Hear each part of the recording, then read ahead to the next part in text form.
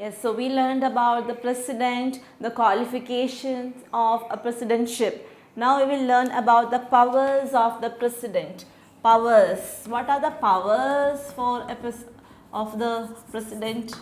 Powers of the president. Yes. The President of India appoints the following senior officials of the country. He appoints the Prime Minister. He is the person, or he has the power to appoint the Prime Minister of our country. Yes. Then second, he appoints other ministers also. Then he has the power to appoint the Chief Justice of India and judges. Chief Justice of India and judges. We'll come to learn about them in detail after this. Okay. So he has the power to appoint the Chief Justice of India and judges. Judges in the court. Chief Justice in High Court, Supreme Court and all. Okay. We will learn about this Supreme Court, High Court and all after this. Then Attorney General. Yes, he is a Chief Law Officer or the legal advisor to the government. So President has the power to appoint as Attorney General. Then sixth one, Comptroller and Auditor General. He has the power to appoint the Auditor General. Auditor General who audit all these kind of transactions and all those who are doing what all transactions are there under the government, all training, manufacturing, this profit, loss, all the accounts are carried out by the Auditor General. So President has the power to appoint him. Then he appoints the governors of the states. So as I told, our India is divided into different states, 28 states. Each state has a government. Each state has a government called state government, and in state we have governors. Governor has the highest authority in the state. So President appoints the governor of each state. Then the Chief Election Commissioner. So President has the power to appoint the Chief Election Commissioner and also the UPSC Chairman and members. UPSC means Union Public Service Commission. UPSC. President has the power to appoint this UPSC Chairman and the members under him. The UPSC mainly refers to this post of IAS, IPS, and they conduct many government exams. Okay. So President appoints UPSC Chairman and members. So the powers of President, these are the powers of President.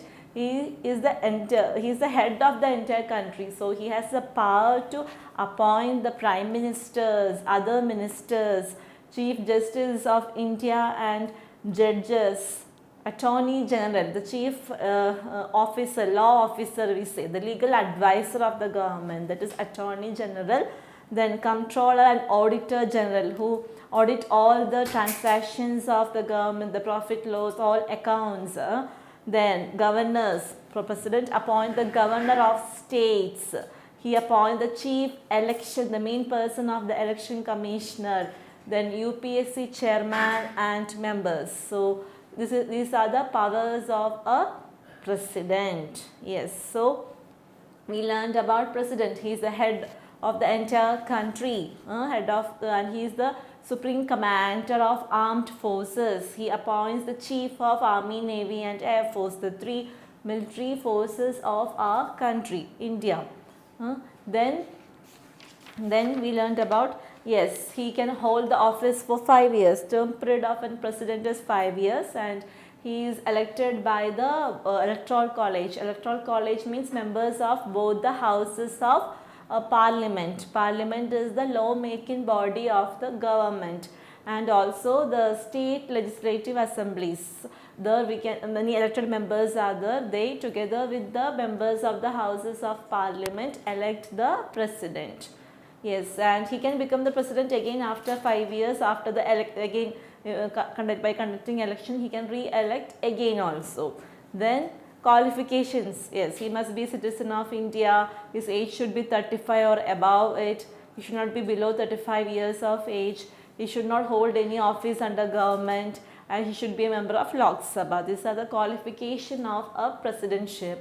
Then powers of president. He has the power to appoint even the prime minister, other ministers, chief justice, governors, etc. Isn't it? He has the power to appoint of every members in the state. Most of the leaders he is appointing, like prime minister, ministers, chief justice, then of states and judges, chief justice of India and judges. We have high court, supreme court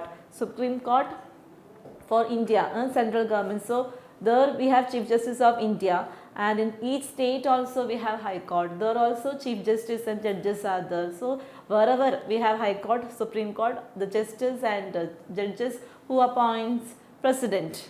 Then auditor general, he appoints auditor general, he appoints the governors of the state, chief election commissioner, UPSC chairman and members. These are the powers of a president. Yes. Now coming to the parliament. Yes, next is the parliament. So already we learned that parliament is the law-making body of the government. That is parliament. The law-making body of the government is the parliament. Law-making body of the government. Yes. So parliament is the supreme legislative organ of India under the constitution. It is empowered to enact or amend any law in any area except those that of the constitution itself reserves exclusively for the state. So it has the power to make decisions, to make law and amend. Amend means if there is any correction in the law, they can rectify it, they can correct it. It's a law making body for the government. So they can correct the law, they can make decisions, they can make the law. Yes. The Parliament of India consists of the President and the two houses. So Parliament consists of President and also two houses are there for the Parliament. Two houses are there. They are Lok Sabha and Rajya Sabha. Lok Sabha, then Rajya Sabha. These are the two houses of the Parliament. So these two houses, President, they all constitute the parliament. Yes, so Rajya Sabha is the council of states and Lok Sabha is the houses of the people, we say. So house of the people is Lok Sabha and council of states, it contains members of states. So they are Rajya Sabha actually. So parliament, it is a law making body of the government. They have the right to make laws and they can have the power to make decisions and they can rectify, correct the laws of the government, and they can help the government to be more responsible. And the president and the two houses of the parliament, Lok Sabha and Rajya Sabha, they constitutes the parliament. Lok Sabha is the houses of people, we say, and house of peoples, we say, and Rajya Sabha is the council of states. So now we will learn about each house of the parliament. So there are two houses of the parliament, Lok Sabha, Rajya Sabha. First we will learn about the house of peoples, that is Lok Sabha. Lok Sabha, the Lok Sabha is the lower house of the parliament. Maximum strength of the houses envisaged by the constitution is now 552. 530 members to represent the states, 20 to represent the union territories, and the president may, if he is of the opinion that the Anglo-Indian community is not adequately represented, nominate 2 members of the community. Actually, maximum strength of this house, it is the house of people. So there is a limit for how many members there should be in the Lok Sabha. So maximum strength according to the constitution, it was 552. In that 530 members are from the state itself, they represent the state, and 20 members are there from union territories to represent union territories. So India is divided into 28 states and 8 union territories. So there are 530 members to represent the states, and there are 20 members to represent the union territories also. Central government look after this union territories. They have the full control over this union territories. Okay. Yes. So and the president, if he is of opinion, he has the opinion of two members, nominating two members from Anglo-Indian community. There are two, they appoint two members from Anglo-Indian community also. Yes, so under the current laws, according to the current laws, according of today, actually this number can vary, but the strength of Lok Sabha is now it is 545, means around 545 it is, including 2 seats reserved for the members of the Anglo-Indian community. So the maximum strength is 545. They are elected directly by the people for a 5-year term. For a 5 years they are elected directly by the people itself. Okay, this among this 545 members, they are elected directly by the people, and for 5 years, and 2 members they are appointed by the president to represent the Anglo-Indian community. The other members are elected directly by the people. The 2 members they are appointed by the president to represent Anglo-Indian community. So this is the strength of Lok Sabha. Then qualifications for the membership of Lok Sabha. A candidate.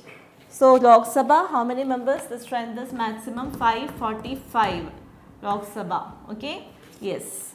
And the 543 members they are appointed by directly, they are elected by the people, and the other 2 members 533 they are elected directly by the people, and the 2 members they are appointed by the president for Anglo-Indian community, Anglo-Indian community, to represent Anglo-Indian community. So the 2 members are appointed by the president. They are appointed by the president. The other members are directly elected by the people. Yes. Now what are the qualifications of the membership of Lok Sabha? A candidate for the membership of the Lok Sabha must be, yes, first primary importance is he must be a citizen of India. A member of Lok Sabha must be a citizen of India. Then not less than 25 years of age. Yes, so he must be, the first qualification to become the member of Lok Sabha is he must be the citizen of India. He must be a citizen of India. Then he should not be less than 25 years of age. He must be 25 or either 25 or above 25.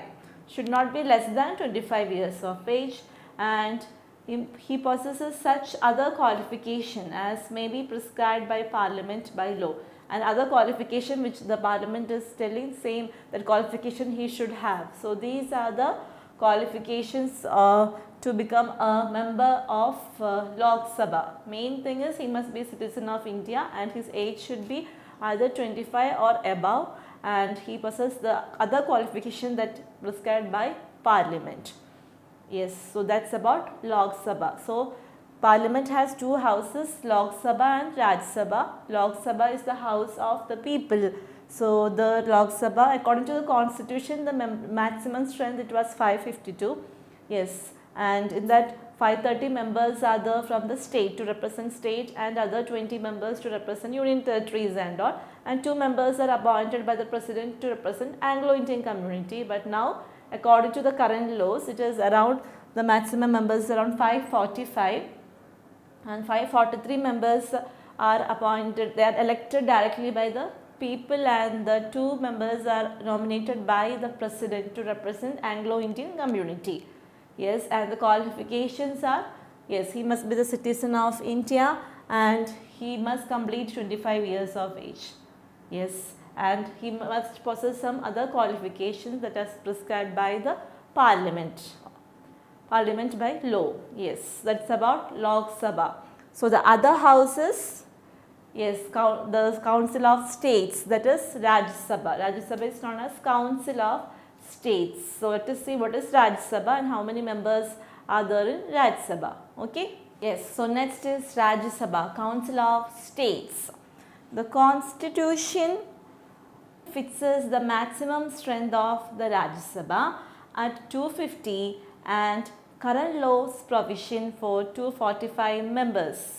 So according to the constitution, it was the maximum strength, it was 250, but now according to the current laws, the maximum strength of Rajya Sabha is 245. 245 members. 245 members. The maximum strength of Rajya Sabha is 245 members. 12 are nominated by the president.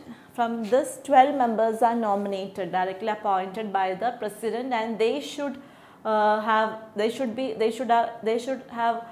knowledge in, or they should be experts in what? Yes, to represent literature, science, art and social services. Yes, 12 members are directly nominated or appointed by the president among these members, and they are experts in, or they should have higher knowledge in literature, science, literature, the language, then science, they should have knowledge in science, they should have high education in art and social services also, and not more than 238 represent the states and union territories. So, other members represents the states and union territories. 12 are appointed by the president. The remaining 238 members, they are the members from state and union territories. Now, qualifications for membership. So, what are the qualifications to become a member of Rajya Sabha? Yes, to be qualified, a candidate for election to the Rajya Sabha must be a citizen of India. Yes, the main and primary thing is he must be a citizen of India. Yes, he must be a citizen of India. Then he must not less than 30 years of age.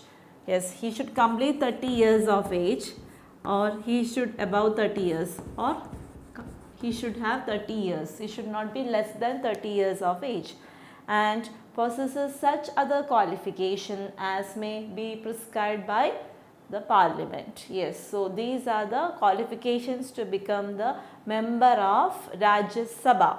He must, as same in Lok Sabha, they should be, that member should be citizen of India. He must be citizen of India, and here the age limit is 30. In Lok Sabha it was 25. Here it is 30 years. And as Lok Sabha, there also the qualification may be prescribed by the parliament. Same here also, he must possess some other qualifications as prescribed by the parliament. And they are indirectly elected for 6 years term. Rajya Sabha members, they are indirectly elected for 6 years term. Yes, so this is about Rajya Sabha. Yes, so Rajya Sabha, according to the constitution, the strength was 250, but now according to the current laws, the maximum strength of Rajya Sabha is 245 members. According to the constitution, the members of Rajya Sabha was 250. Now it is fixed as 245 members. The maximum strength of Rajya Sabha is 245 members, and among them 12 are nominated by the president. They are directly appointed by the president. They should have higher education or higher knowledge in literature, science, art and social service. These 12 members, president appoint these members. They must have high knowledge in literature, science, art and social service, and the other 238 members are they nominates or they represents the states and union territories. So, not more than 238 members represents the states and union territories. Then qualification to become the member of Rajya Sabha is he must be a citizen of India, and at the same time he should complete 30 years of age, and he should possess such other qualification as may be prescribed by the parliament. Yes, so what is a parliament, children? Yes, it is a law making body of the government. They make laws, they make decisions, and they correct the laws, and they help the government to be more responsible.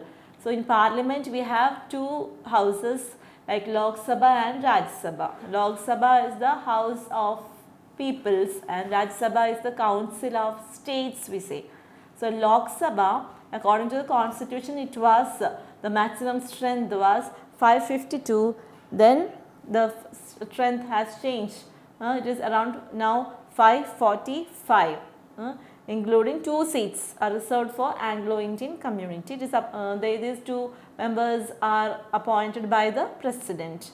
Now the qualification to become the member of Lok Sabha is he must be a citizen of India, he must complete 25 years of age, and other qualification also prescribed by the parliament. Then we came to know about Rajya Sabha, means we learned about Rajya Sabha. Yes, the Council of States. So according to the constitution, the maximum strength was 250, but according to the current laws, now the strength is fixed to 245 members. So maximum strength of Rajya Sabha is 245 members. Among them, 12 members are directly appointed by the president of our country, and these 12 members should have higher knowledge, or they should be experts in literature, science, art and social service. And the other 238 members represents the members of state and union territories. So not more than 238 members from state and union territories. And what are the qualifications to become a member of Rajya Sabha? Yes, he must be a citizen of India and he should complete 30 years of age and possess other qualifications as prescribed by the parliament. Yes.